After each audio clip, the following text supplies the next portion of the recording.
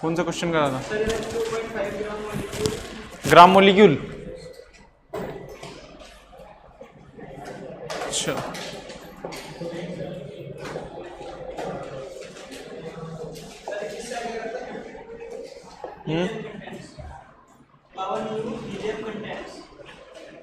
Five you. अच्छा 52U। ठीक ठीक ठीक।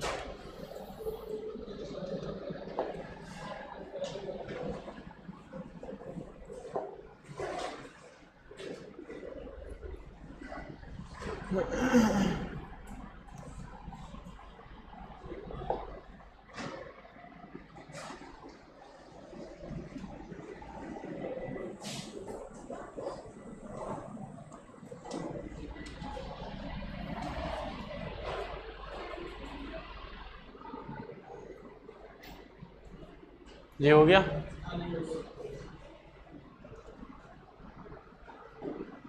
मेरे को रहने दो वाइट वालों को।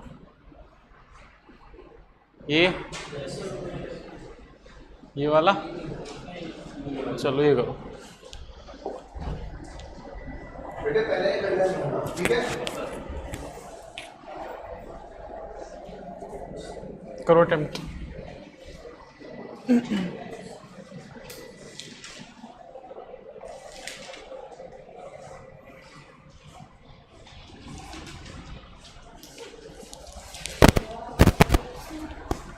कब आया है क्वेश्चन? दिख रहा होगा है? हाँ, इसका मतलब न्यू क्वेश्चन है, इसी साल का, प्रीवियस ईयर्स का, 2021 का क्वेश्चन है। करो सॉल्व। इसी तरीके के क्वेश्चन आते हैं जेईई मेन में, इंटीजर टाइप भी आते हैं ना, इंटीजर टाइप भी क्वेश्चन आते हैं जेईई में, पता है आपको? नहीं, उसमें बस फिल इन द ब्लैंक्स भरना होता है, इंटीजर भरना होता है कोई।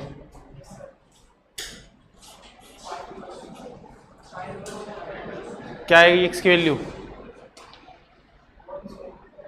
करो सॉल्व।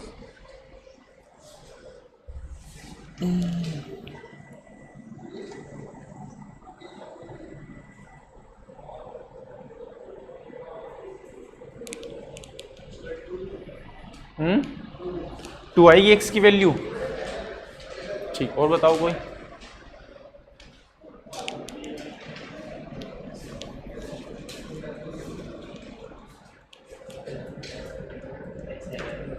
और बताओ कोई।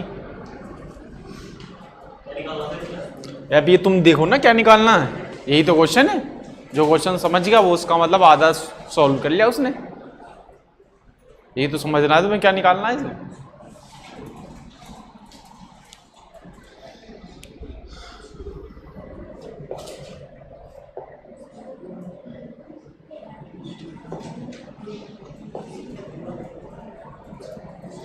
Sodium atom, 8 gram sodium sample लिया है, उसके अंदर कितने एटम दिए हैं? x into 10⁻20। तो पूछ रहा है कि बताओ x की वैल्यू क्या होगी वहां पर। बस ये है क्वेश्चन। ऐसी क्वेश्चन आते हैं जेईई के अंदर। ठीक है, अब आया समझ में? क्या नहीं, क्या पूछ रहा है ये?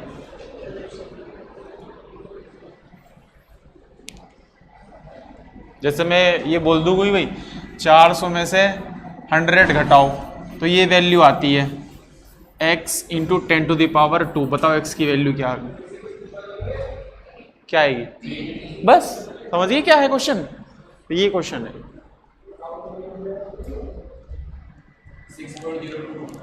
इंटीजर में बतानी है, इंटीजर समझ रहे हो? या तो 1 या 2 या 3 या 4.1 नहीं होता इंटीजर। तो फिल इन द ब्लैंक्स जी के अंदर में से इंटीजर में आते हैं। अगर आपका आंसर 4.9 है ना, तो आप फिल करके आओगे 5।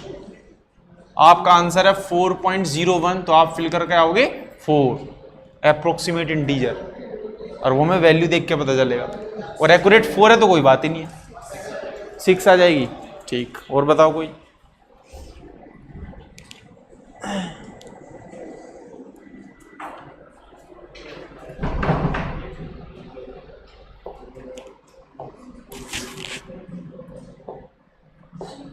चलो देखो कैसे सोल्व करें।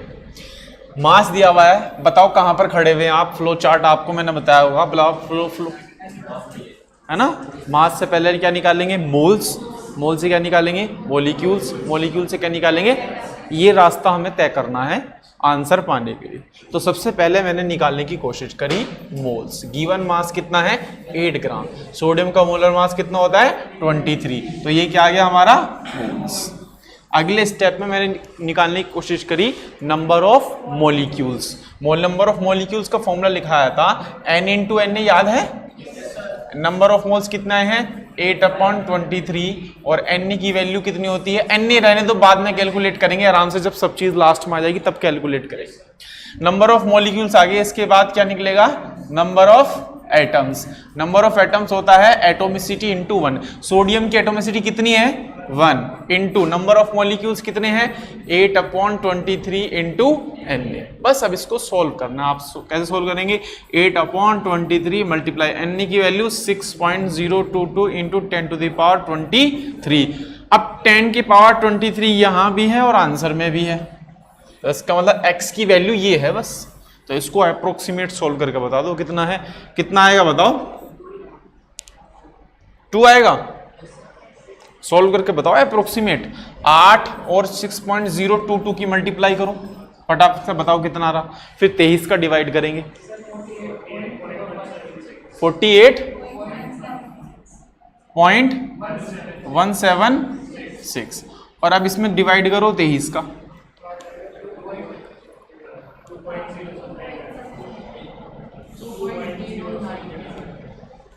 एक्यूरेट बताओ कितना आ रहा है, एक्यूरेट बताओ। 2 पॉइंट समथिंग, 2.09 मल्टीप्लाई बाय 10 की पावर 23। बताओ अप्रोक्स इंटीजर क्या लिखूं इसका, 3 आएगा 2 आएगा 2 आएगा 2.09 है। 3 तो तब आता जब 2.9 होता, तो कितना आएगा 2 इंटू 10⁻23। बताओ x की वैल्यू कितनी हो गई 2। तो यहां पर क्या फिल कर देंगे 2। ठीक है, बताओ कहीं पर किसी को कोई डाउट हो तो बताओ। यहां पे तो इंटीजर भरना है, इंटीजर भरना है ना, मेंशन होता है इंटीजर भरो, तो फिर कैसे भरोगे इसको, कैसे भरोगे वहां पर, जेई तो ऑनलाइन होता है ना।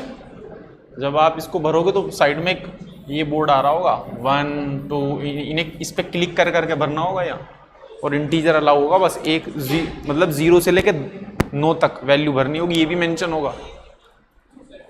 ठीक है, तो इंटीजर टाइप क्वेश्चन इस तरीके होते हैं। तो x की वैल्यू कितनी आएगी 2 आ जाएगी। ठीक है जी, हाँ भाई हटा दो इसको।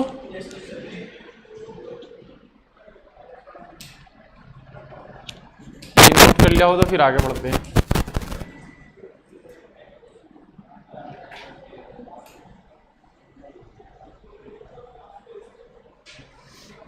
हटा दूं,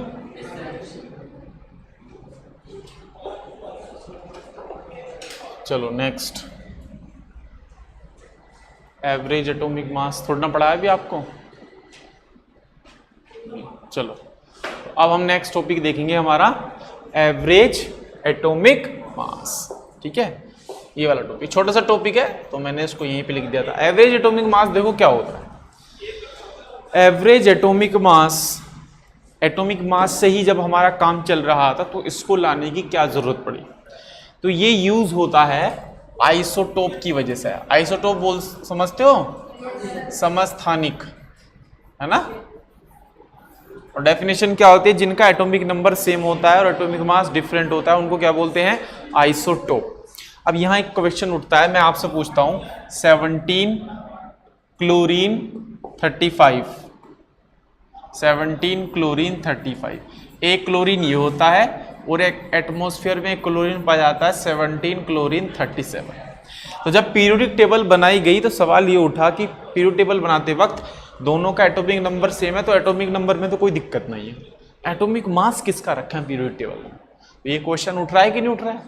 मैं 35 रखूँ पीरियोडिक टेबल में या 37 रखूँ, तो फिर ये देखा गया कि भाई एक काम करते हैं दोनों का एवरेज रख देते हैं। ना इसका ना इसका, दोनों का एवरेज निकालो। और एवरेज कैसे निकालोगे? एटमॉस्फेयर में जो जितना परसेंटेज पाया जाता है उसके हिसाब से। जैसे कि अगर मैं इसकी बात करूं तो ये पाया जाता है 75%, और इसकी बात करूं तो ये पाया जाता है 25%। ठीक, तो फिर कैसे निकालेंगे एवरेज एटॉमिक मास? फॉर्मूला आपके सामने है, ये रहा। एवरेज एटॉमिक मास निकालेंगे, पहला आइसोटोप की परसेंटेज, मतलब percentage of isotope 1 multiply by उसका एटॉमिक मास कितना 35, प्लस दूसरे आइसोटोप की परसेंटेज मल्टीप्लाई बाय उसका एटॉमिक मास। 2 होंगे तो 2 तक जाएंगे, 3 होंगे तो 3 तक जाएंगे, 4 होंगे तो 4 तक जाएंगे। जैसे कि मैं इसके लिए सोल्व करूं तो बताओ क्या होगा। पहले आइसोटोप की एवरेज एटॉमिक मास निकालना चाह रहा हूं क्लोरीन के लिए। बताओ पहले आइसोटोप की परसेंटेज कितनी है 75, उसका एटॉमिक मास कितना है 35, प्लस दूसरे आइसोटोप की परसेंटेज 25 मल्टीप्लाई बाय उसका एटॉमिक मास कितना है 37 डिवाइड बाय 100। इसको सोल्व करोगे तो आएगा 35.5। ध्यान से देखना, पीरियड टेबल में यही मेंशन है। तो जब भी किसी एटम के आइसोटोप एग्जिस्ट करते हैं तो उन सारे एटम का एवरेज निकालकर पीरियोडिक टेबल के अंदर रखा गया। ठीक है जी, तो वहां आपको समझ आया एवरेज एटॉमिक मास का कॉन्सेप्ट कब लगाना है? जब आइसोटोप एग्जिस्ट करते हैं तब लगता है। जिसके आइसोटोप नहीं है वहां कोई काम ही नहीं, वहां तो एक ही एटम है तो उसका मास उठा के रख देंगे। ठीक है, चलो नोट करो इसको, डेफिनेशन भी नोट करना है, 2 लाइन की है, फॉर्मूला और ये एग्जांपल।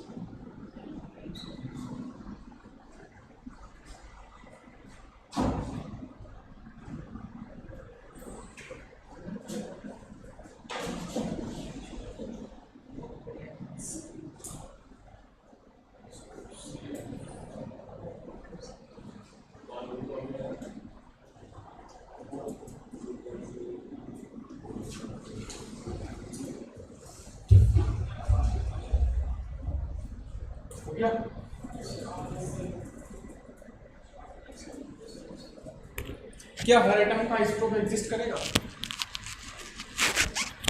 क्या हर एटम का आइसोटोप एग्जिस्ट करेगा? नहीं, सिलेक्टेड एटम है जिनके आइसोटोप एग्जिस्ट करते हैं, जैसे कि कार्बन का एग्जिस्ट करता है, ऑक्सीजन का एग्जिस्ट करता है, हाइड्रोजन का एग्जिस्ट करता है, क्लोरीन का एग्जिस्ट करता है ना। तो सिलेक्टेड एटम है जिनके आइसोटोप एग्जिस्ट करते हैं, सब एटम के एग्जिस्ट नहीं करते। ठीक है, नोट कर लिए? हाँ भाई, हो गया? हटा दो उसको। चलो, तो फिर एक क्वेश्चन करके आप दिखाओ, देखते हैं कौन इसका आंसर बताएगा।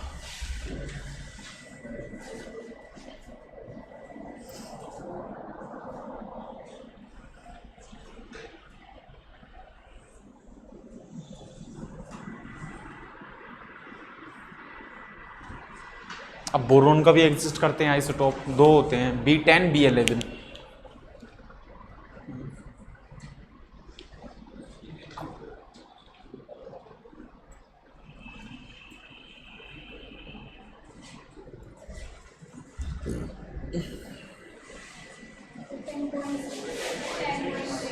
$10.6 आ रहा है सबका, 10.6 आएगा इसका आंसर। हो जाएगा ना, सिंपल है। 40 × 10 प्लस 60 इंटू 11 डिवाइड बाय 100, 10.6 आएगा इसका आंसर। ठीक है, सॉल्व करूँ या आगे बढ़ जाऊँ? नेक्स्ट, बहुत सिंपल क्वेश्चन है, सिंपल कैलकुलेशन करनी है और कुछ। ठीक है, ये तो उसी टाइप का क्वेश्चन है। अब नेक्स्ट टॉपिक है हमारा average molar mass. Atomic mass, average atomic mass, molar mass और average molar mass. Average atomic mass का मैंने रीजन आपको समझाया कि क्यों उसको लाने की जरूरत पड़ी, आइसोटोप की वजह से जरूरत पड़ी। अब एवरेज, जब मोलर मास से हमारा काम चल रहा है तो एवरेज मोलर मास की क्या नीड है, क्यों हम इसको पढ़ रहे हैं? तो एक इसमें एक छोटा सी एग्जाम्पल है और वो ये है भाई, जैसे कि मैं एक सिंपल गैस लेके चलता हूं, मैं बात करता हूं, बोलो एयर भी तो एक गैस ही है। बताओ एयर में मेन कौन सी दो गैस होती है? मेन तो दो ही होती हैं, बाकी तो चुटर पुटर होती हैं, उनको छोड़ दो। दो होती हैं मेन, नाइट्रोजन और ऑक्सीजन। अब एयर के अंदर दो गैसेस होती हैं। अब मैं कोई आपसे ये पूछने लगे कि भैया एयर जो है 10 ग्राम है, बताओ एयर की कितने मोल है? तो आप फॉर्मूला लगाओगे मास वाला, number of moles given mass upon, तो मास तो रख दोगे आप 10 ग्राम, लेकिन मोलर मास, फिर क्वेश्चन उठ गया क्या रखूं?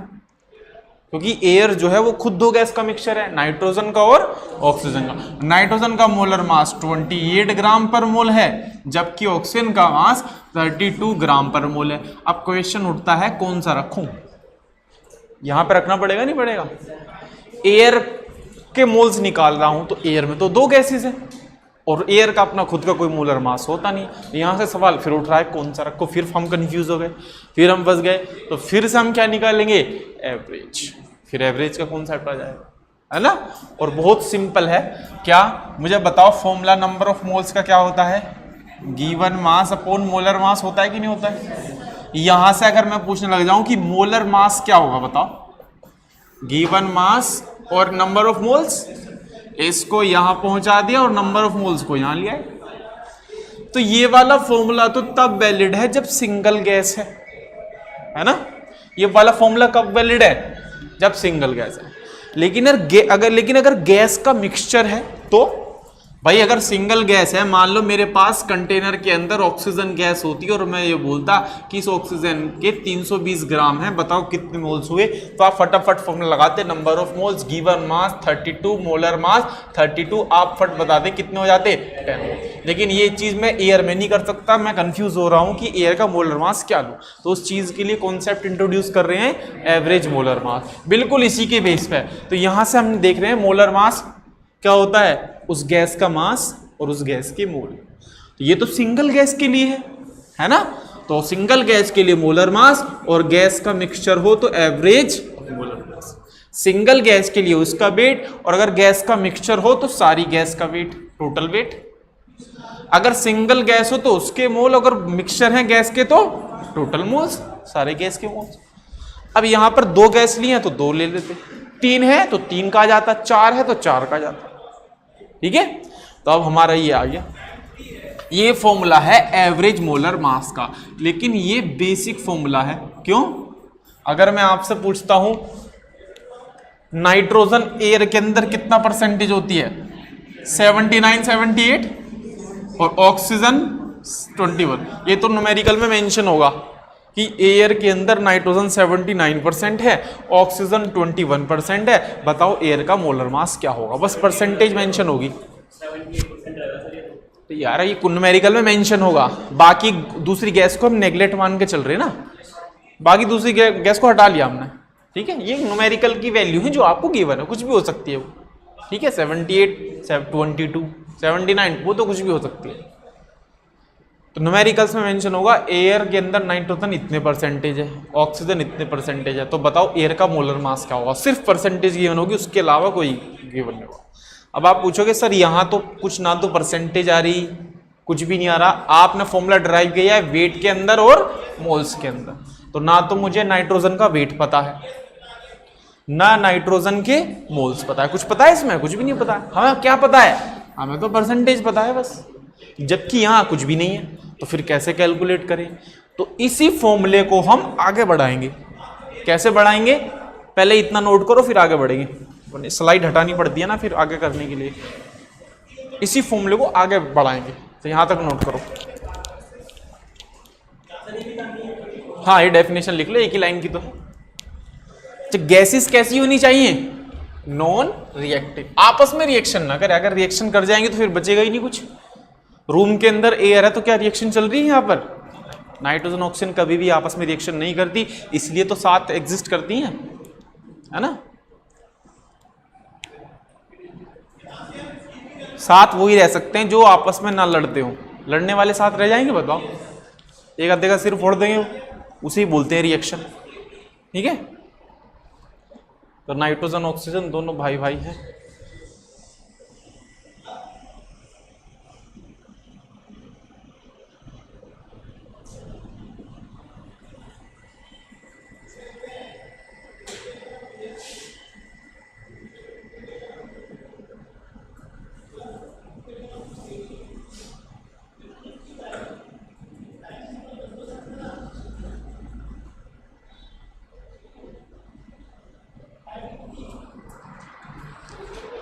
अब इसी फॉर्मूले को आगे बढ़ाएंगे, ये जो फॉर्मूला मैंने लिखा है।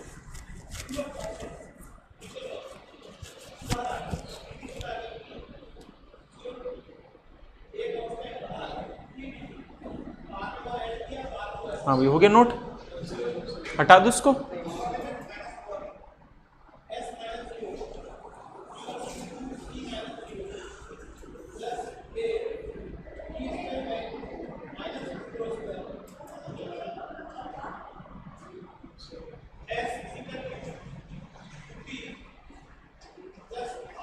हाँ भाई, हटा दो।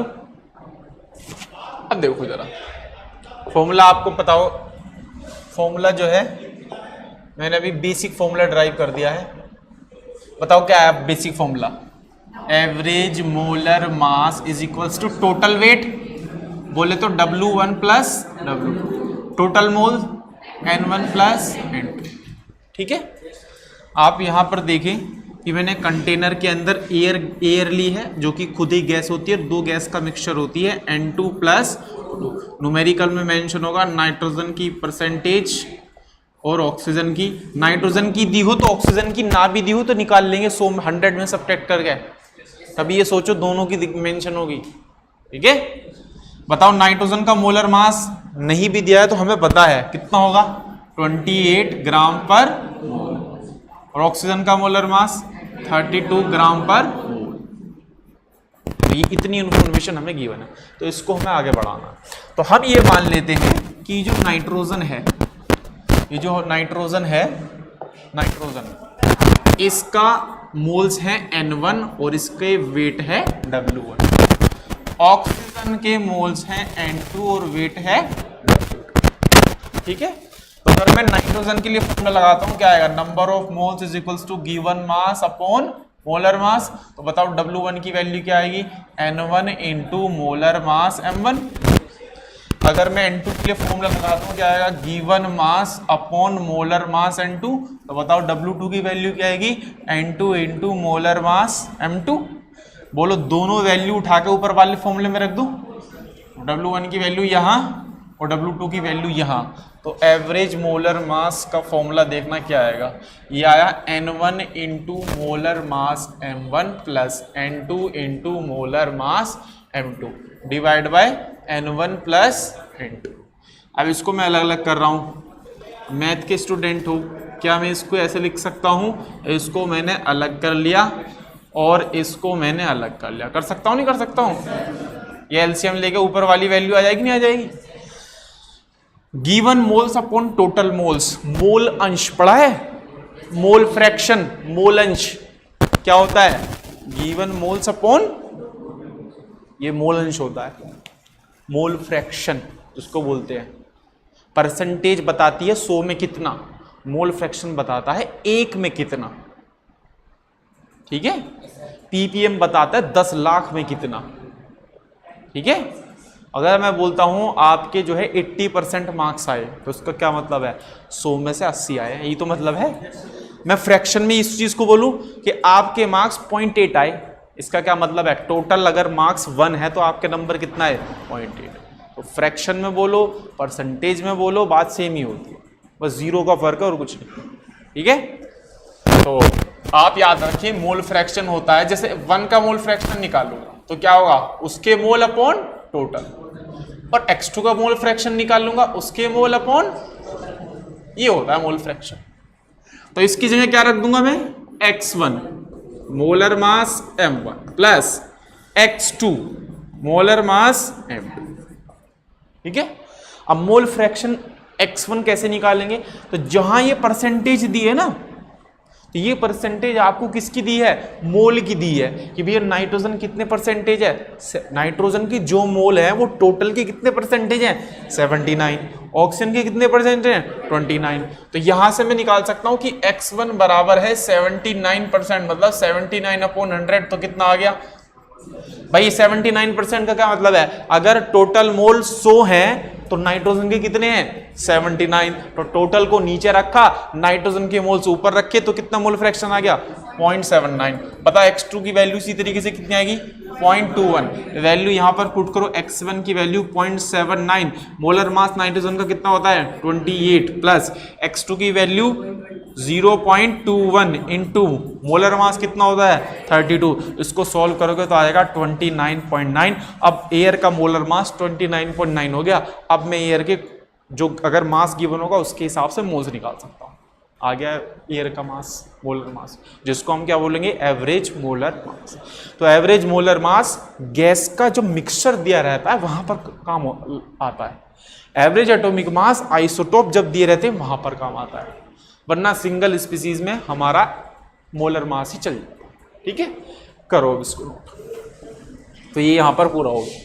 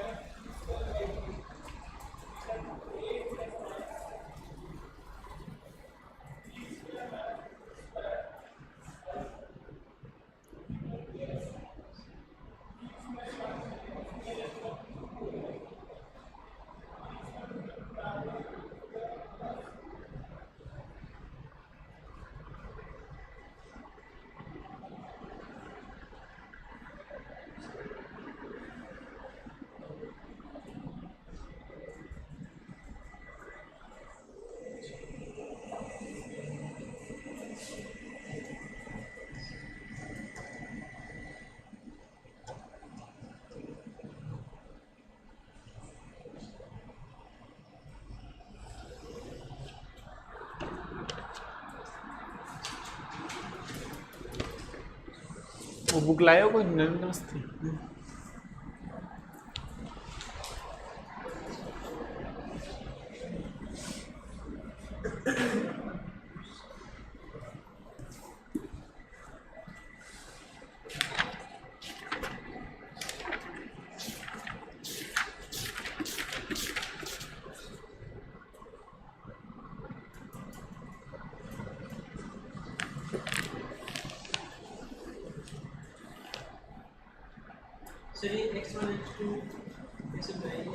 कैसे आए, ये मोल फ्रैक्शन है, आगे फिर बताऊंगा इसको डिटेल में।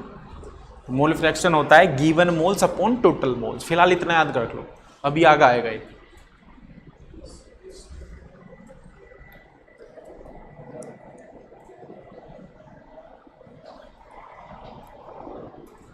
हो गया,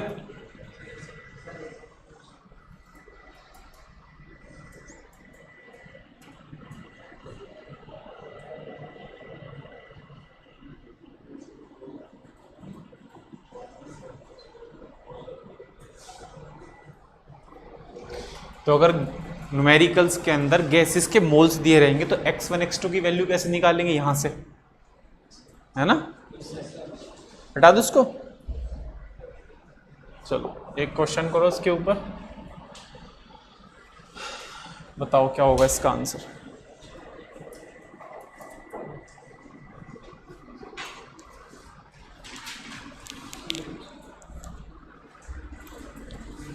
अब यहां परसेंटेज नहीं दी, सीधे सीधे क्या दे दिए, मोल दे दिए।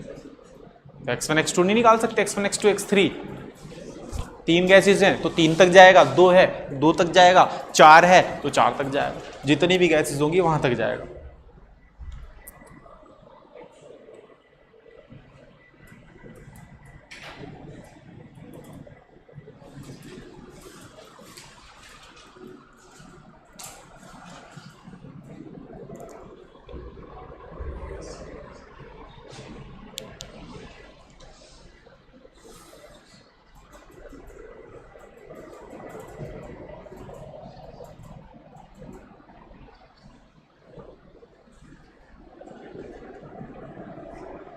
बताओ भाई कितना आएगा आंसर।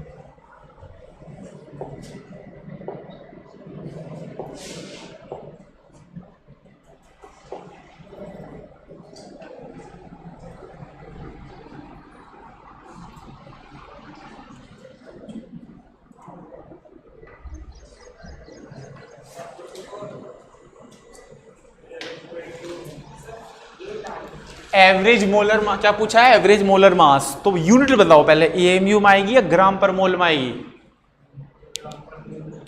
मोलर मास तो ग्राम पर मोल में होता है ना, एएमयू की तो कोई बात ही नहीं है, ठीक है ना।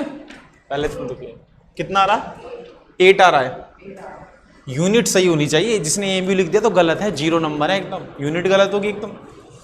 पहले बताओ एवरेज मोलर मास का फॉर्मूला क्या लिखोगे, x1 into molar mass m1 plus x2 into molar mass m2 plus x3 into molar mass m3। और भी आगे होते तो मैं और भी आगे ऐड कर देते।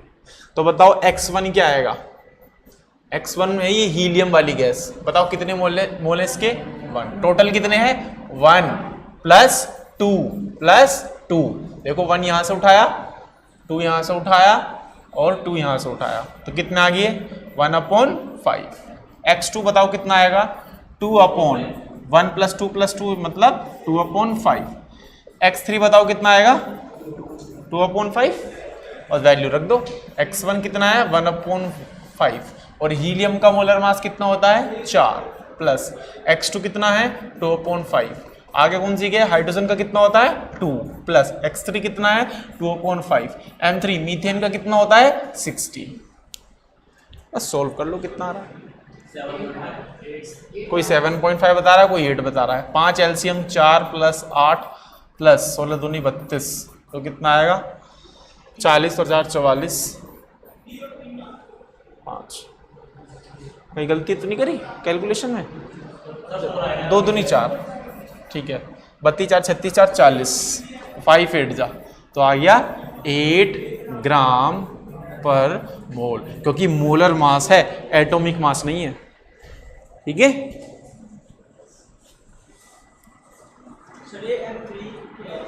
M3 for molar mass, H4, हाँ मीथेन का मोलर मास कैसा आया, कार्बन का 12 प्लस 4 इंटू 1 तो कितना आ जाएगा, 16 आ जाएगा, नहीं आ जाएगा, तो वही तो रखा है मैंने यहाँ पे, M3 मोलर मास, ठीक है।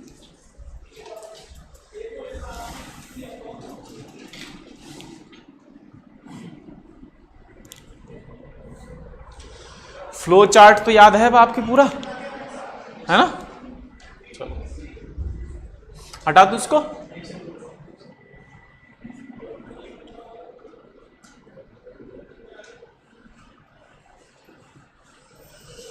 तो एवरेज मोलर मास गैस के मिक्सचर के लिए इस्तेमाल होता है, एवरेज एटॉमिक मास आइसोटोप के लिए यूज होता है, ठीक है। अब मैं इसको हटा रहा हूं, थोड़ा रह जाया करे, थोड़ा घर कर लिया करो, है ना। न्यूमेरिकल की तो कोई ऐसे बड़ी बात नहीं है, लेकिन कॉन्सेप्ट नोट होना चाहिए। कॉन्सेप्ट न्यूमेरिकल तो आप घर भी कर सकते हैं। नेक्स्ट, अब ये बाद में देखेंगे। अब यहाँ पर एक चीज़ आ जाते हैं, मैंने आपको फ्लो चार्ट बताया था। सबसे पहले था मास, मास से कन्वर्ट करेंगे मोल्स, मोल से जाएंगे मोलिक्यूल्स, मोलिक्यूल से जाएंगे एटम, नीचे मोल्स के नीचे था वॉल्यूम, और एटम के आगे क्या था, इलेक्ट्रॉन, प्रोटॉन, न्यूट्रॉन, है ना। तो अब एटम के जो आगे वाला पोर्शन था वहां उसके कुछ न्यूमेरिकल्स कर लेते हैं कि वो कैसे सोल्व करेंगे, ठीक है। जैसे कि एक सिंपल सा एग्जांपल मैं आपको यहां पर करा रहा हूं, फिर आप एक क्वेश्चन करेंगे। क्या है, सिंपल सा एक एग्जांपल है। मान लो आपसे ये पूछ लिया कि 10 एटम है 10 एटम्स है किसके, 6C12 के, तो बताओ इसमें इलेक्ट्रॉन कितने होंगे, प्रोटॉन कितने होंगे, न्यूट्रॉन कितने, तीनों चीज पूछ ली। 10 एटम है, कितने एटम है, 10 एटम। एटम भी दे सकता है, मोल्स भी दे सकता है, वो आपको पता है कि अगर ग्राम मास दे देगा तो एटम तक कैसे पहुंचेंगे, वो सीधा एटम भी दे सकता है, उसकी मर्जी है, ठीक है। तो आप इसके एक एटम को गौर से देखो, सिर्फ एक सिंगल एटम के गौर से देखो, कितने प्रोटॉन है, जितना एटॉमिक नंबर उतने प्रोटॉन उतने इलेक्ट्रॉन। और न्यूट्रॉन कैसे निकालते हैं, एटॉमिक मास में से मतलब क्या घटा दो, एटॉमिक नंबर। तो मैं पूछता हूं प्रोटॉन कितने हैं, 6, इलेक्ट्रॉन कितने हैं, 6, और न्यूट्रॉन कितने हैं, 12 - 6 = 6। ये बात एक एटम के लिए है, तो बताओ 10 के लिए क्या होगा, सब में 10 की मल्टीप्लाई, सब में 10 की मल्टीप्लाई, तो 60 60 60। तो ऐसे क्वेश्चन हो जाएंगे, नहीं हो जाएंगे, है ना। मान लो उसने एटम नहीं दिए, उसने वो एग्जाम्पल बोल दे, उसने बोल दिया कि भाई आपके पास जो है 64 ग्राम ऑक्सीजन मॉलिक्यूल है ना। अब फिर वही पूछ रहा है, बता दो इसमें कितने इलेक्ट्रॉन होंगे, कितने प्रोटॉन होंगे। अब आप मास पर खड़े हो, तो मास से पहले क्या निकालोगे, मोल्स। मोल्स क्या होगा, 64/32, कितने मोल्स। इसके बाद क्या निकालोगे, molecules. Molecules n = number of moles multiply by Na। फिर इसके बाद क्या निकालोगे, एटम्स। एटम्स बराबर एटोमिसिटी कितनी, 2 multiply by number of molecules 2 × Na = कितना आ गया, 4। एक एटम को एज्यूम, एक एटम को देखो इसके ऑक्सीजन, अब ये 4 Na ऑक्सीजन एटम आए। अब ऑक्सीजन की एक एटम को फोकस करो, ये तो होता है, कितने प्रोटॉन, 8, कितने इलेक्ट्रॉन, कितने न्यूट्रॉन, 8। अब यहां कितने हैं, तो multiply by 4Na multiply by 4Na multiply by answer. कुछ भी पूछ ले आंसर कर, ठीक है। तो ये 2 क्वेश्चन नोट करो फटाफट, फिर आप क्वेश्चन बताना।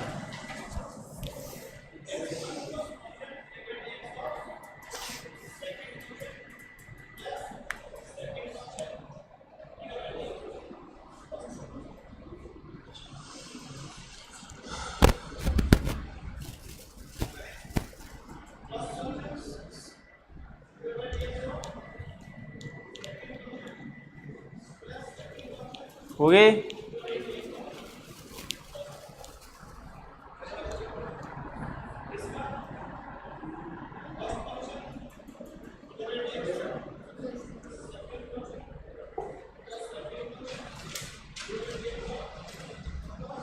तो क्वेश्चन को देखना है आप कहां पर खड़े हुए हो, फिर उस चार्ट के हिसाब से आगे मूव करना। तो मैं यहाँ क्वेश्चन लिखूंगा, अब आप इसको सॉल्व करते जाएंगे।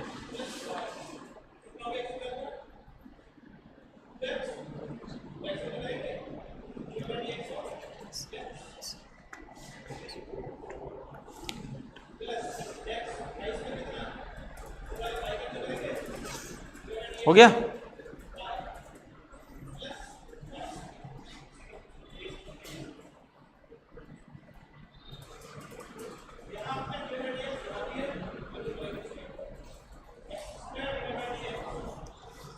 थोड़े टफ क्वेश्चन चलेंगे अब, हल्के से, है ना। बहुत ही इजी करा लिए ना, अब कर दो आगे इसको।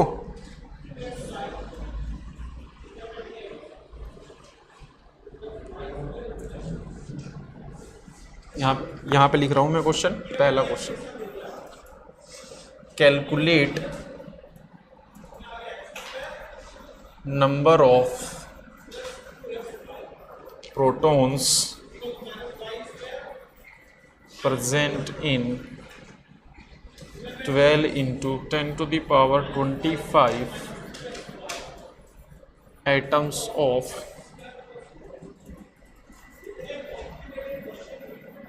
Oxygen 8O17। ठीक है, और कह रहा है कि Na की वैल्यू आपको रखनी है 6 into 10 to the power 23। Option A है 1800, ऑप्शन बी है 1600, ऑप्शन सी है 1800 Na एंड ऑप्शन डी है हमारा 3200 Na।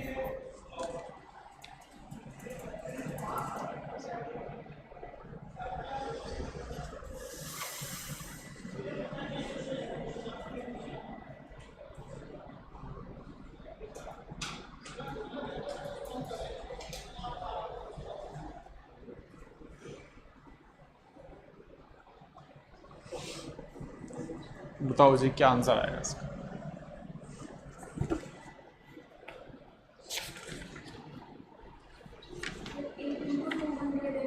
ऑप्शन बताओ।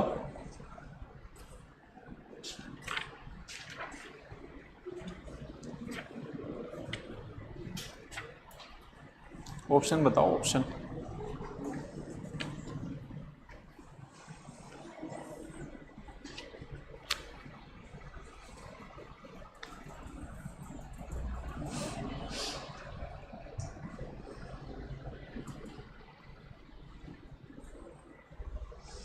बताओ भाई।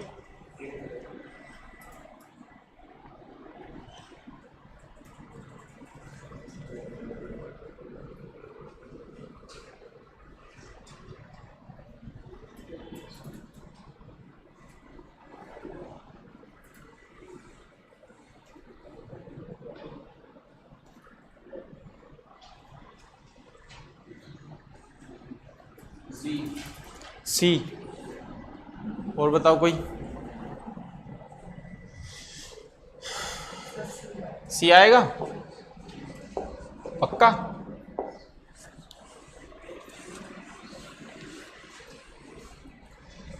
क्या पूछा है?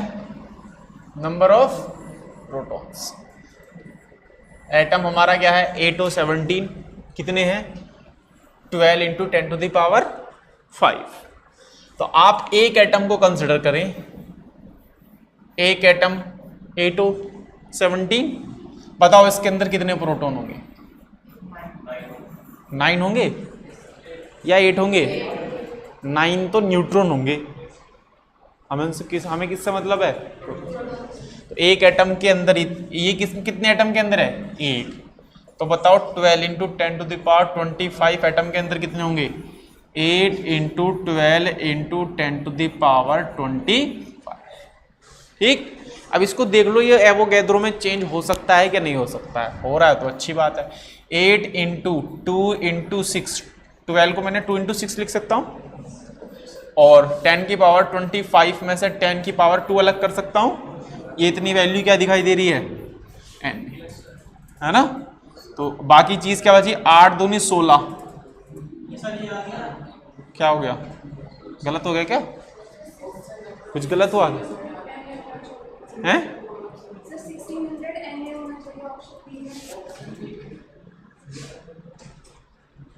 नहीं 8O17 क्या पूछा है? नंबर ऑफ न्यूट्रॉन्स पूछे हैं, सॉरी। यहाँ न्यूट्रॉन्स है, क्या है यहाँ पर? ये क्वेश्चन गलत लिख दिया मैंने। चलो, तो यहाँ कितना हो जाएगा न्यूट्रॉन्स बताओ? 9। तो 8 की जगह क्या आ जाएगा? 9। तो कैसे बता दिया यार तुमने? सी। हाँ भाई, अब तो आ जाएगा ना।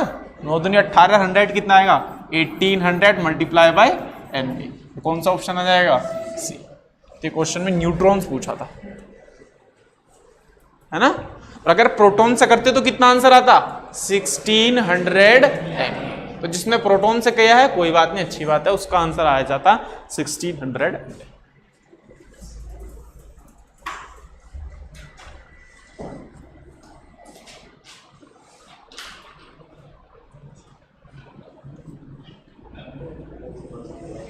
हो गया। नेक्स्ट क्वेश्चन, क्वेश्चन नंबर 2 कह रहा है कैलकुलेट नंबर ऑफ इलेक्ट्रॉन्स, इस बार ध्यान से लिखूंगा, calculate number of electrons present in 9.5 gram phosphate PO4-3। Option है ए है 6, बी है 5 Na, सी है 0.1 Na एंड डी है 4.7 Na। बताओ क्या आएगा।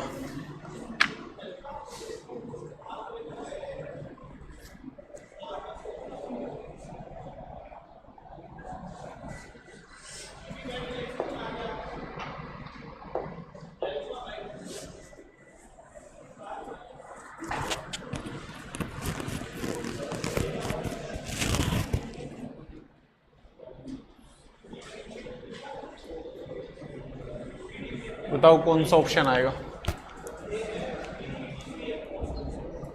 फास्फोरस का सिंबल लिख देता हूं 15P31, ऑक्सीजन का पता होगा 8O16। ठीक है जी।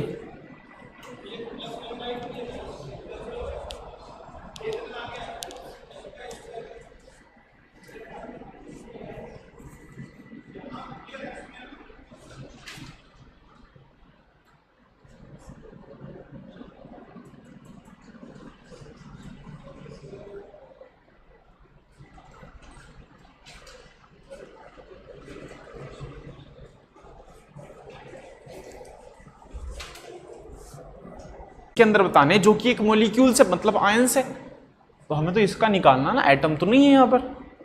ठीक है, हटा दो इसको। नेक्स्ट क्वेश्चन 3 कह रहा है कि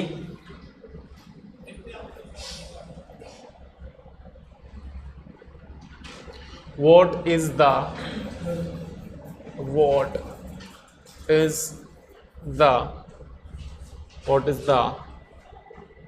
number of moles of oxygen atom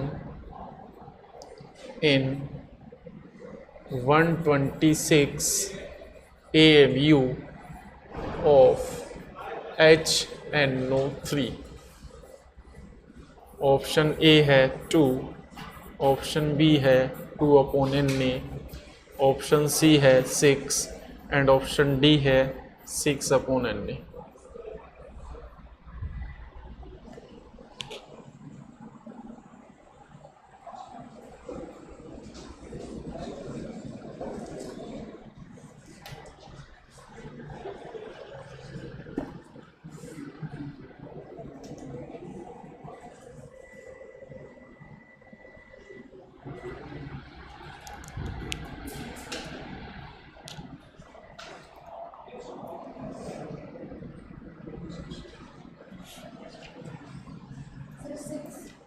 option बताओ। सी, ठीक है, और बताओ कोई।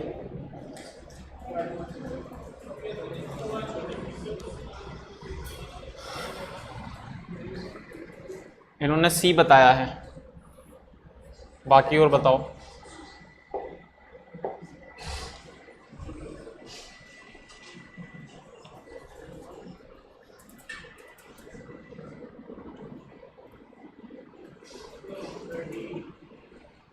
हाँ,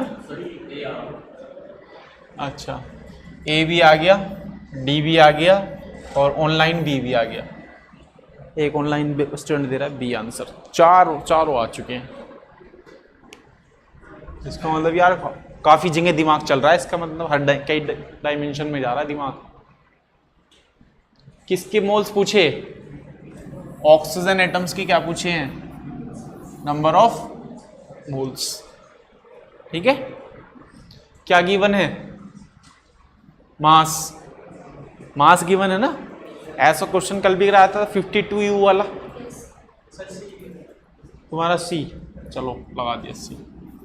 अभी देखना होगा कि आंसर कौन सा है, क्योंकि सारे आ चुके हैं, ये तो फंस गया हिसाब किताब। बताओ मास है नंबर ऑफ, पहले तो HNO3 के मोल्स निकाल लो, HNO3 के मोल्स आ गए तो हाइड्रोजन के भी आ जाएंगे। तो पहले HNO3 का सवाल उठता है। गिवन मास कितना है 126 AMU। बताओ HNO3 का मोलर मास कितना है 43। बताओ यार कोई, हाइड्रोजन का 1, नाइट्रोजन का 14 और ऑक्सीजन का 16, 16 इंटू 3 बताओ कितना आएगा 15, 48 तो कितना आएगा 8 और 5 13, 4 1 5 और 1 6, 63 आएगा भैया, है ना, 63 ग्राम पर मोल। याद आया कल वाली चीज, क्या करूं बताओ, क्या याद आई कल वाली चीज, AMU को ग्राम में, याद आया कि इस फॉर्मूले में जो W होता है ग्राम में होता है, तो मतलब 126 डिवाइड बाय NA कर दूं तो किस में हो जाएगा ये ग्राम में, और ये 63 ग्राम पर मोल। ग्राम से ग्राम कैंसिल हो जाएगा और ये 2 में जा रहा है क्या, तो कितना आ गया 2/NA मोल। ठीक है, किसके पूछे हमसे, ऑक्सीजन के। तो आप मुझे बताओ अगर एक मोलिक्यूल HNO3 का मैं लेता हूं, मतलब 1 मोल लेता हूं, कितना भाई 1 मोलिक्यूल लोगे तो एटम निकल कर आ जाएंगे, है ना, 1 मोल लोगे तो मोल में आ जाएंगे एटम, जिसमें लोगे इसमें निकल जाएंगे। तो 1 मोल HNO3 लेता हूं तो बताओ ऑक्सीजन के कितने मोल होंगे, 3 मोल होंगे कि नहीं होंगे, और कितना है हमारा HNO3 2/NA मोल। अगर मैं HNO3 लूंगा तो हाइट ऑक्सीजन कितने होंगे 3 × 2/NA बोले तो 6/NA, मतलब ऑप्शन क्या आएगा डी। बाकी सब ये गलत है, जिसने डी दिया था उसका सही है, बाकी सब गलत है। ठीक है, हटा दो इसको, लास्ट वाला फिर बता दूं। 1 मोल अगर HNO3 है तो बताओ कितने मोल आएंगे इसमें ऑक्सीजन की, 3 है कि नहीं है 3, तो बताओ 2/NA में कितने होंगे 3 × 2/NA, सिंपल। 1 रुपए की 3 टॉफी तो इसकी कितनी टॉफी, बस ये वाला सिस्टम है।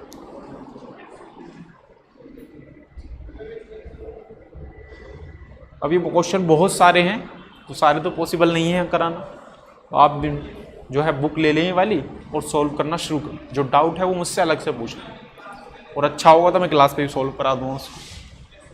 हटा दो उसको। तो अब एक नई हेडिंग पढ़ेंगे जो है हमारा लॉ ऑफ केमिकल कॉम्बिनेशन।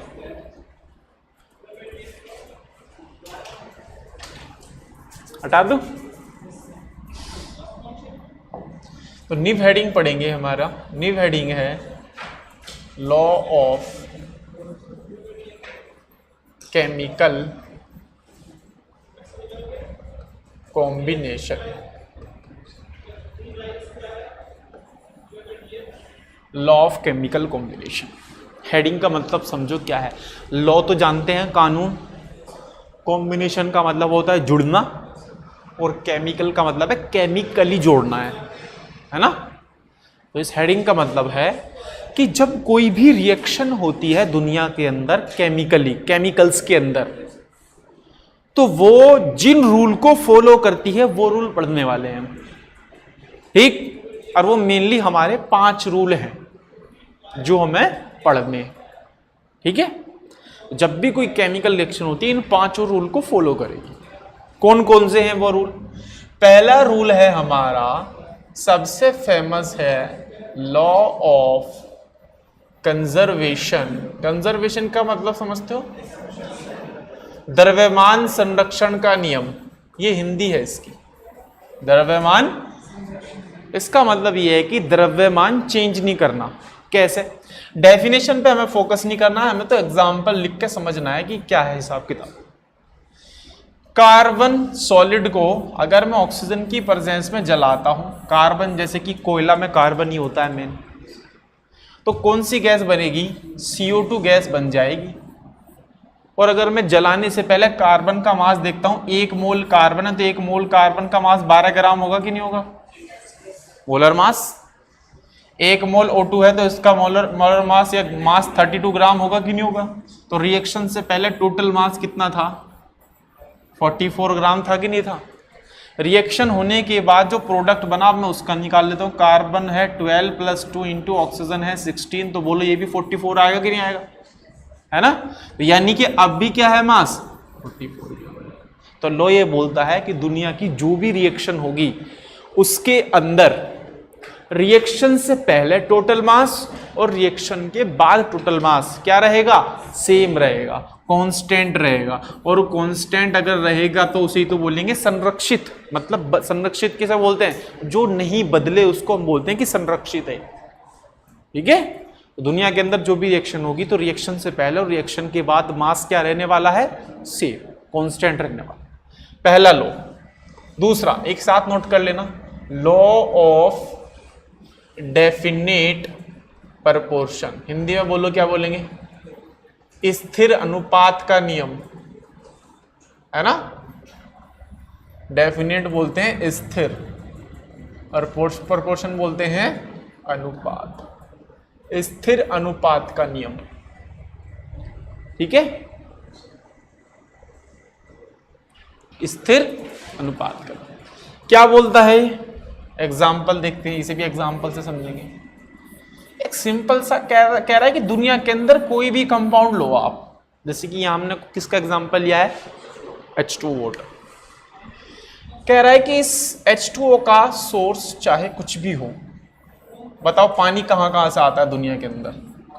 बारिश, और बताओ नदी, और बताओ झील, और बताओ ग्राउंड वाटर जो जमीन में से निकलता है, ट्यूबवेल वाला, और बताओ और कुछ भी रहेगा क्या? ओशियन, ओशियन बोलो, समंदर, और बताओ लैब के अंदर भी तो बना सकते हैं। 2 हाइड्रोजन ऑक्सीजन को मिलाकर क्या बन जाता है? वाटर, है ना? आइस। वो तो एक फोम होगी पानी की, वो सोर्स थोड़ी हो गया, वो तो फोम है ना? हम सोर्स पूछ रहे हैं, स्टेट बताइए आपने, स्टेट नहीं पूछ रहे। तो यहां से पानी आ सकता है। तो लो ये बोलता है बारिश का पानी, नदी का पानी, झील का पानी, ट्यूबवेल का पानी, समंदर का पानी, लैब का पानी, अमेरिका का पानी, ऑस्ट्रेलिया का पानी, न्यूजीलैंड का पानी, कहीं का भी पानी ले आओ उठाकर आप, उसके अंदर हाइड्रोजन 2 ग्राम रहेगी, ऑक्सीजन 16 ग्राम रहेगा। उनका अगर रेशो निकालोगे तो रेशो आएगा 1:8, और ये डेफिनेट रहेगा, कभी भी जिंदगी में नहीं बदलेगा। ऐसा नहीं हो सकता कि बचपन में जो पानी पिया है उसके अंदर हाइड्रोजन ऑक्सीजन का रेशो अलग था और अब पी रहे वो अलग है, या कहीं और से पियोगे तो वो अलग होगा। नहीं, सोर्स कुछ भी हो, प्रोपोर्शन क्या रहेगा? कांस्टेंट, ये नहीं बदलने वाला। और ये वाटर की बात नहीं है, कोई भी कंपाउंड उठा लो, NaCl उठा लो, H2SO4 उठा लो, HCl उठा लो, जो भी कंपाउंड आप सोच सकते हो, उसके अंदर एटम का जो मास है हमेशा कांस्टेंट होता है, और होना भी चाहिए, है ना? ये थोड़ी ना हाइड्रोजन अपना मास बदलता रहता है, फिक्स ही होता है उसका मोलर मास। ऑक्सीजन भी फिक्स होता है, तो जाहिर सी बात है दोनों का रेशियो भी फिक्स ही आएगा। ठीक है? थर्ड है हमारा law of multiple proportion. Hindi में बताओ भैया इसको क्या बोलते हैं? मुझे नहीं पता इसकी हिंदी, बताओ। मल्टीपल प्रपोर्शन एग्जाम्पल से समझते हैं। एग्जाम्पल कहता है कि अगर कोई 2 एलिमेंट जैसे कि हाइड्रोजन और ऑक्सीजन एक दूसरे से जुड़कर 2 या 2 से ज्यादा कंपाउंड बनाते हैं, जैसे कि हाइड्रोजन ऑक्सीजन 2 कंपाउंड बनाते हैं मेनली, एक तो वाटर सुना ही होगा, और एक H2O2 भी बनाते हैं, हाइड्रोजन पेरोक्साइड, जो आपने क्लास 11th में पढ़ा होगा हाइड्रोजन चैप्टर में। कह रहा है कि इसके अंदर अगर आप निकालो weight of hydrogen, weight of oxygen, बताओ कितने हाइड्रोजन है? 2, कितना वेट आएगा? 2 ग्राम। एक हाइड्रोजन का एक, तो 2 का कितना? 2। यहाँ कितने हैं? 2, तो कितना आएगा? 2 ग्राम। एक ऑक्सीजन का बोलो कितना आएगा? 16 ग्राम। 2 का बोलो। ये बोल रहा है कि भाई अगर दो, ये कह रहा है कि अगर दो एलिमेंट एक दूसरे से जुड़ने के बाद दो या दो से ज्यादा कंपाउंड बनाते हैं और उन कंपाउंड के अंदर एक एलिमेंट की कंपोजिशन को कांस्टेंट कर दिया जाए, मतलब यहां भी दो यहां भी दो, तो जो दूसरा एलिमेंट बचेगा उसकी कंपोजिशन में जब आप रेशियो निकालोगे 16:32, तो वो एक कैसा रेशियो आएगा? सिंपल रेशियो आएगा। क्या आएगा? Simple ratio. बस यही था हमारा लो। ठीक है, चलो अब तीनों नोट कर लो एक साथ फटाफट, फिर आगे बढ़े। केमिस्ट्री की कौन सी बुक लेनी है वो पूछ रहा है ऑनलाइन। कौन सी बताई थी मैंने? नरेंद्र अवस्थी। ये बुक है फिजिकल की, IIT JEE के लिए। ठीक है, फिजिकल की है, कहीं भी मिल जाएगी, किसी भी शॉप पर, बहुत फेमस बुक है, हर जगह मिल जाती है।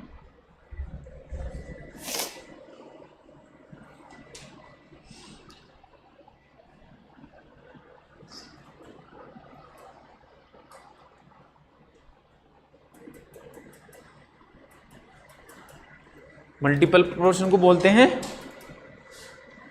गुणित अनुपात का नियम, है ना?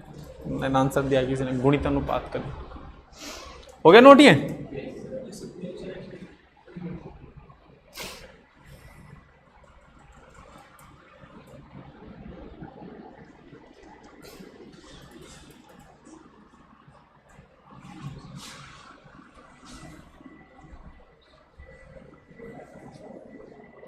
हाँ जी, कर दो नेक्स्ट। सेकंड, डेफिनेशन लिखाने की नीड नहीं है ना, डेफिनेशन थोड़ा ना लिखनी है हमें।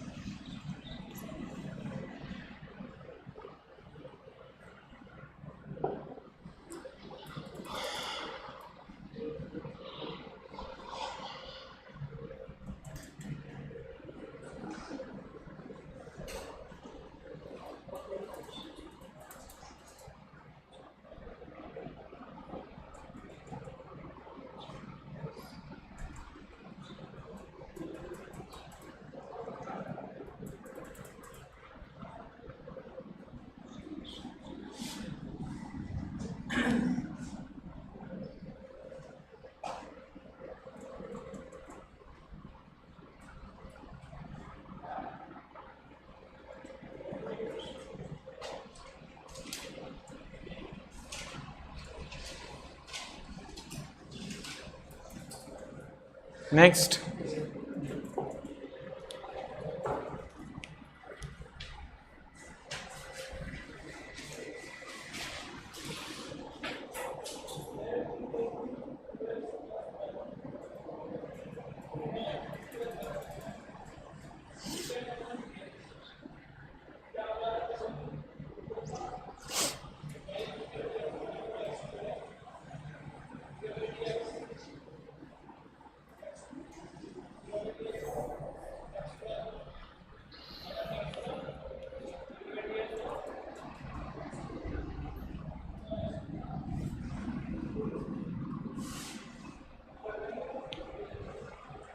हो गया?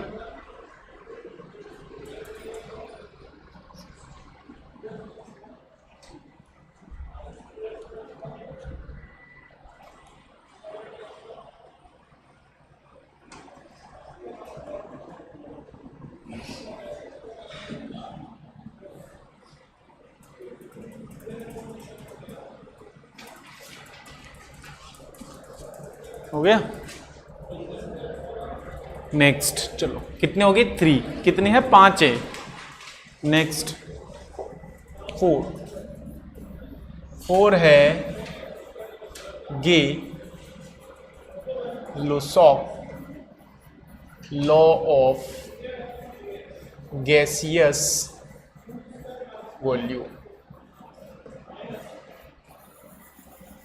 ये गे लुसॉक एक साइंटिस्ट का नाम है, ये किसी का नाम है ना। तो गे लुसॉक का गैसियस के वॉल्यूम का नियम सिर्फ, अच्छा अब तक किसी में भी गैस नहीं आया, तो इसका मतलब ये किसके लिए वैलिड है? फॉर ओनली गैसेस, सिर्फ गैसेस के लिए वैलिड है। इससे पहले जो 2 पढ़ाए 3 पढ़ाए हैं वो सबके लिए वैलिड है, लेकिन ये सिर्फ किसके वैलिड है? गैस के लिए, है ना। बहुत सिंपल है। रूल ये बोलता है कि मान लो कोई 2 गैसेस हैं जो आपस में रिएक्शन कर रही हैं, H2 + Cl2 रिएक्शन करके बना लिया इन्होंने 2HCl गैस, जो भी एक तीसरी गैस है। तो गैस अगर रिएक्शन करने के बाद गैस बना रही है, तो ये बोलता है और दोनों gas at same temperature and same pressure, दोनों गैस जो आपस में रिएक्शन कर रही हैं उन दोनों का टेम्परेचर भी सेम है और प्रेशर भी सेम। तो कंडीशन देखने को क्या मिलती है वो ये है, आप मुझे बताओ गैस किस इक्वेशन को फॉलो करती है? PV = nRT। तो temperature same, pressure same, R तो कांस्टेंट होता है, तो जो चीज सब कांस्टेंट है उन्हें एक इकट्ठा कर लो, RT/Pm। तो ये चीज कांस्टेंट है सारी, R तो कांस्टेंट होता ही है, टेम्परेचर भी हमने कांस्टेंट कर दिया, प्रेशर भी हमने कांस्टेंट और सेम कर दिया। तो बताओ वॉल्यूम प्रोपोर्शनल टू किसके हो गया? वॉल्यूम किसके प्रोपोर्शनल आ गया? भाई जब कोई कांस्टेंट चीज आती है और उसे आपको हटाना तो प्रोपोर्शन का साइन नहीं आता, तभी तो आप प्रोपोर्शन का साइन हटा के कांस्टेंट लगाते हो, ऐसा करते हो ना। तो हमने वापस से प्रोपोर्शनल में पहुंचा दिया, यानी कि गैस के लिए मैं नंबर ऑफ मोल्स की जगह क्या लिख सकता हूं? वॉल्यूम यूज कर सकता हूं, क्योंकि वॉल्यूम और मोल क्या है? एक दूसरे के प्रोपोर्शनल। जैसे कि मुझे बताओ यहां गैस की कितने मोल कंबाइन कर रहे हैं? 1। यहां कितने? 1। कितने बन रहे? 2। यानी कि 1 मोल हाइड्रोजन के 1 मोल क्लोरीन का कंबाइन होकर कितने दे रहे हैं? 2 मोल HCl के। लेकिन मोल को रिप्लेस करके मैं क्या लिख सकता हूं? वॉल्यूम। तो 1 मोल को क्या लिख दूं मैं? 1 लीटर या 1 ml या 1 मिनट, जो आपके दिमाग में यूनिट आ रही है वॉल्यूम की वो लिख दो। और यहां 1 लीटर, तो यहां कितना आ गया? 2 लीटर। तो ये लॉ कहता है कि कोई भी गैसेस जब रिएक्शन करके गैसेस बनाएंगी तो उन गैस के जो वॉल्यूम में अगर आप रेशियो निकालोगे तो बताओ एक सिंपल रेशियो आएगा कि नहीं आएगा? बस ही कहता है लो 1:1:2। ठीक। अब मोल से मैंने वॉल्यूम कैसे लिख दिया? ये मैंने आपको PV = nRT से समझा दिया कि मैं नंबर ऑफ मोल्स की जगह वॉल्यूम लिख सकता हूं अगर टेम्परेचर प्रेशर दोनों गैसेस का सेम हो और कांस्टेंट। तो ये है हमारा gaseous Gay-Lussac's law of gaseous volume. बस ये नोट करो फटाफट।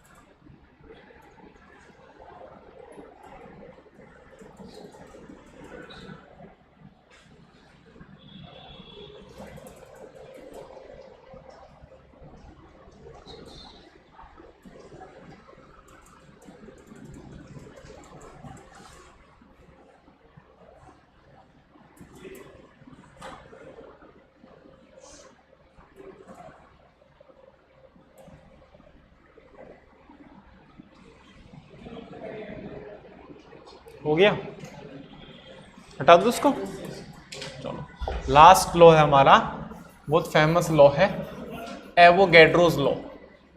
एवोगैड्रो का तो नाम सुना ही होगा, उन्होंने ही दिया था ये क्या बोलता है? ये बोलता है अगर कोई दो गैसेस हैं सेम टेम्परेचर पर हैं और सेम प्रेशर पर है और उनका वॉल्यूम भी इक्वल है, ठीक, तो दोनों के मोल्स और मॉलिक्यूल्स भी बराबर होंगे। मतलब क्या कह रहा है? दो गैसेस हैं, कितनी है? 2 गैसेस, इसका भी टेम्परेचर T, इसका भी टेम्परेचर T, इसका भी प्रेशर P, इसका भी प्रेशर P, ठीक, दोनों के टेम्परेचर प्रेशर क्या है? सेम, और दोनों का वॉल्यूम भी क्या है? सेम। तो इस कंडीशन में दोनों गैस के मोल्स क्या होंगे? बराबर, और मोल्स बराबर होंगे तो मॉलिक्यूल्स भी क्या होंगे? बराबर, मॉलिक्यूल्स भी क्या होंगे? इक्वल। ठीक है, कैसे? आप ये देखो, PV is equals to nRT, बताओ गैस इसको फॉलो करती है नहीं करती है? मैं मान रहा हूं 4 फर्स्ट गैस, पहली गैस के लिए, पहली गैस के लिए बताओ प्रेशर P मान लिया, वॉल्यूम क्या मान लिया? V1 is equals to number of moles क्या मान लिए? N1, R तो कांस्टेंट है, टेम्परेचर क्या मान लिया? T। 4 2 गैस मतलब गैस 2, उसका भी प्रेशर क्या है? P, वॉल्यूम क्या मान लिया? V2, number of moles N2, ideal constant R, temperature T। Equation number 1, equation number 2, दोनों को डिवाइड कर दूं, RT RT, P P, तो बताओ क्या आया? V1 upon V2 is equals to N1 upon N2। लेकिन बाद में कह रहा है कि वॉल्यूम भी क्या है? बराबर, तो वॉल्यूम बराबर है तो V1 अपॉन V2 की वैल्यू 1 आएगी कि नहीं आएगी? बताओ यहां से V1 अपॉन V2 कितना है? 1, तो V1 अपॉन V2 अगर 1 रख दिया तो N1 अपॉन N2, तो बताओ यहां से क्या आ गया? N1 is equals to N2, यही तो बोला था मैंने, मोल्स बराबर। और अगर मोल्स बराबर होगे तो मॉलिक्यूल्स तो बराबर ही आएंगे भाई, दो मोल्स तो 2Na molecules, 3 moles 3Na molecules, 4 moles 4Na molecules. ये कौन सा लॉ है हमारा? एवोगैड्रो। इसको भी नोट कर लो, at equal temperature and pressure.